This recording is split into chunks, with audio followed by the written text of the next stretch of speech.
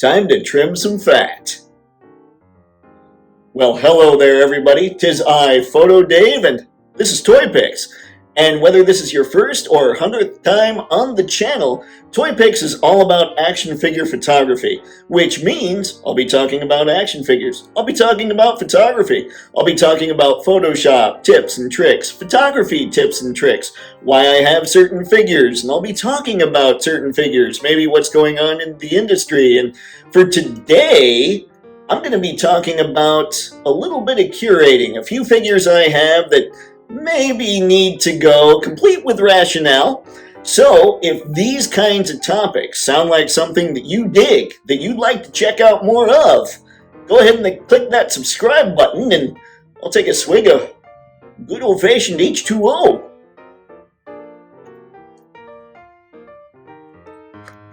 Got a little bit of ice in that one too. Anywho, here we go. Cue the intro.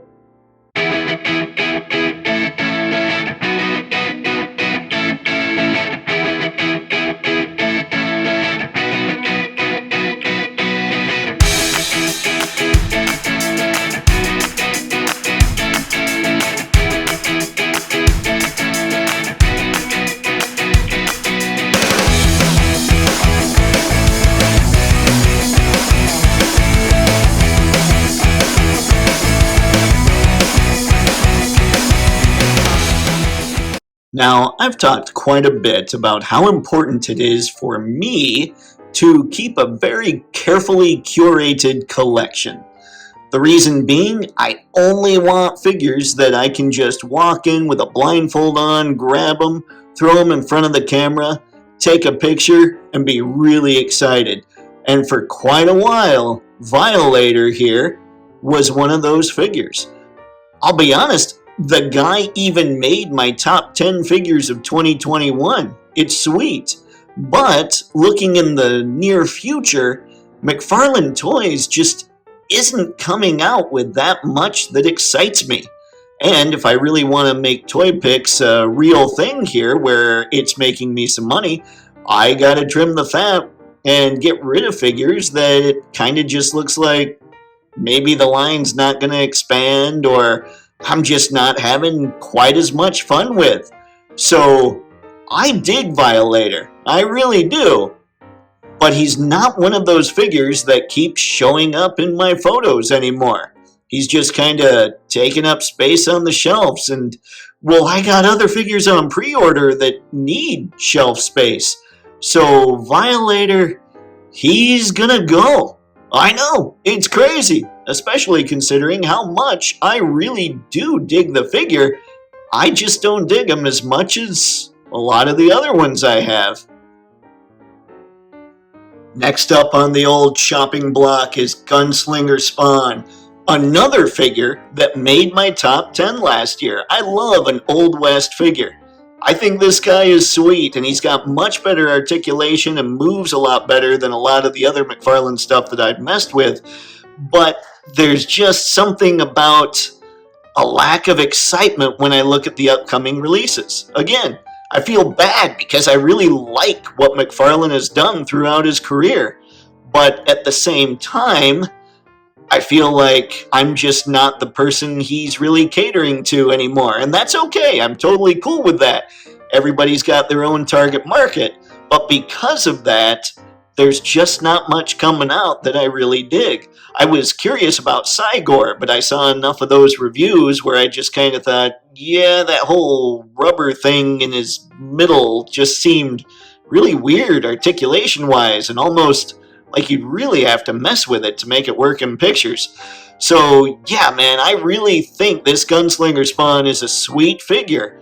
He just doesn't really have a place in my collection anymore, which on one hand, maybe sadness, but on the other hand, yeah, I'm good with letting him go to somebody that could really dig the man.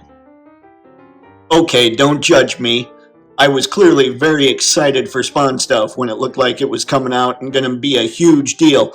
But yeah, this is the Kickstarter Spawn. I've got everything. I've still got his box, all that good stuff. So I know that when I go to sell this guy, I'll make a pretty penny. In fact, I finally, for those of you who've been paying attention to the channel, I finally figured out which microphone I'm going to get for the old phone so that maybe the sound isn't quite as bad as it's been. And this guy on his own would fund that microphone. And hey, when somebody like Kevin Smith sells his comic collection to make something cool like Clerks, regardless of what we think he's done since then, I figure if I'm going to make Toypixx a thing, I can sell slightly more expensive figures and make an investment in making the audio a little better. So, well, the fact is, I can make it so your ears don't bleed. Next on the chopping block is my beloved dinosaur Dino.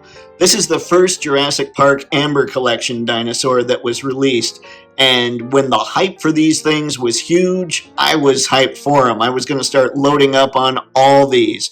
But the fact is, I got to a point where I was like, I'm not really building huge jungle scenes where I could get that massive Mattel T-Rex and have him powering through. Plus, there's not tons of room for that when I've got other stuff, much smaller stuff, and maybe something like Galactus coming very soon as well. Not tons of stuff for a whole lot of dinosaurs. And I really dig dinosaurs, but the fact is, I haven't been using Dino here in a whole lot of shots. And the fun part is here, he and Cowboy Logan were going to be kind of the big mascots for Toypixx. In fact, if you look on the homepages for a whole lot of the social media stuff, and even on the Toypixx website, you'll see Logan and Dino featured quite a bit. But I just don't know that Dino fits the whole thing anymore. I think Toypixx is evolving to just have insane figures, just doing insane stuff. Dino was rad, and he's awesome, and he's great, and he's a really cool figure, but I just don't use him in my shots anymore. So, he can go. And in case anybody's wondering, that's the Madcap hat that he's wearing from the, I believe it's the Deadpool that came in the X-Men training uniform in Marvel Legends. Because that's always how I've had Dino displayed, so hey, when I get rid of him, he's coming with the hat. Weird, I know. And now we have the other half of the Logan and Dino team up. That's right, I'm actually gonna end up selling my Cowboy Logan. He won't come with the beer, but he will come with a can of Beans Claws. So that's kind of a trade-off. Yeah, it's kind of difficult to part with this one, only because he's been a lot of fun. He's just kind of that chill Logan that you see walking around the comics from time to time. Well, as chill as Logan can be. But something else I've had my eye on, and even decided to make a deal with one of the people on Instagram, was the Cowboy Logan that Mezco has made. And the deal is like this. I still don't have any Mezco figures, so when I get my first Mezco figure, if I think it's worth it, if I think it's a really cool figure, and the ones that I have on pre-order are Bishop, Ghost Rider, and the Fantastic Four, whenever I get one of those and I think it's awesome, if it's great, I will end up getting the Mezco Cowboy Logan. Plus, and this seems really petty, but from a photographer point of view, the one thing that really got me crazy and got me so I didn't want to collect Marvel Legends really anymore, beyond the insane reuse and the fact that they don't all come with multiple hands and heads and all that, which makes things much better for photography, is the waist cut.